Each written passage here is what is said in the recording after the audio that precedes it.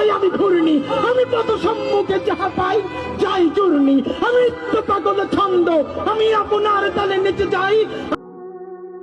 ওসমান হাদির দাফনের পরে ফের রিমান্ডে পাঠানো হলো শুটার ফয়সালের স্ত্রী সহ তার ঘনিষ্ঠ আরও 2 জনকে।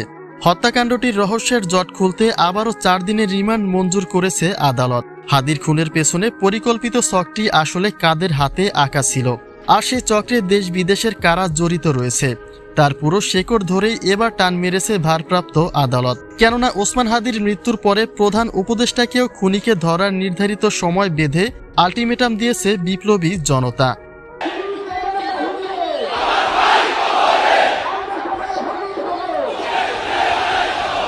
ওসমান হাদির মৃত্যুকে বিশ্লেষকরা রহস্যজনক বলেই মনে করেন, কেননা হাদিকে ছাত্রলীগ কর্মী ফয়সাল গুলি করলেও তাকে দিয়ে এটা কে বা কারা করিয়েছে সেটা নিয়ে বিতর্কের শেষ নেই। কেউ বলছে নিজ দলীয় আওয়ামী লীগের উৎসাহেই হত্যাকাণ্ডটি ঘটেছে, আবার কেউ বলছে এই ঘটনার পেছনে লুকিয়ে রয়েছে বড় কোনো রহস্য। আর সেই রহস্যের সন্দেহভাজন অবস্থানে দেখা হচ্ছে ঢাকা 8 আসনে হাদির নির্বাচনী প্রতিদ্বন্দ্বী বিএনপি প্রার্থী মির্জা আব্বাসকে।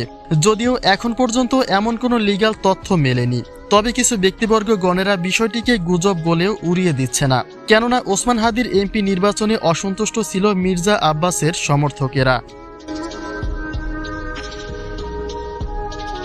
অন্যদিকে হাদির হত্যা ঘটনায় উঠে এসেছে আরও এক চাঞ্চল্যকর তথ্য। পুরান ঢাকার কেরানীগঞ্জের সাবেক শাহীন চেয়ারম্যানের নাম উঠে এসেছে এই হত্যাকাণ্ডের ঘটনায়। তদন্ত সংশ্লিষ্টরা জানিয়েছেন এই ঘটনায় শুধু শাহীন একাই জড়িত নয়, এটা একটা উদ্দেশ্য প্রাণিত পরিকল্পিত ছক। নিজেদের রাজনীতির জন্য ওসমান হাদি এক চরম হুমকি বলেই তাকে সরিয়ে দেওয়া হয়েছে। তবে ঘটনা যাই হোক, এই খুনের পেছনে কে কতটা ফায়দা নিয়েছে সেই রহস্য উদ্ঘাটনের সর্বোচ্চ চেষ্টা চালাচ্ছে আইন শৃঙ্খলা বাহিনী, যার ফলে দ্বিতীয় দফায় 4 দিনের রিমান্ডে পাঠানো হয়েছে খুনি ফয়সালের স্ত্রী সহ তার ঘনিষ্ঠ আরও 2 জনকে।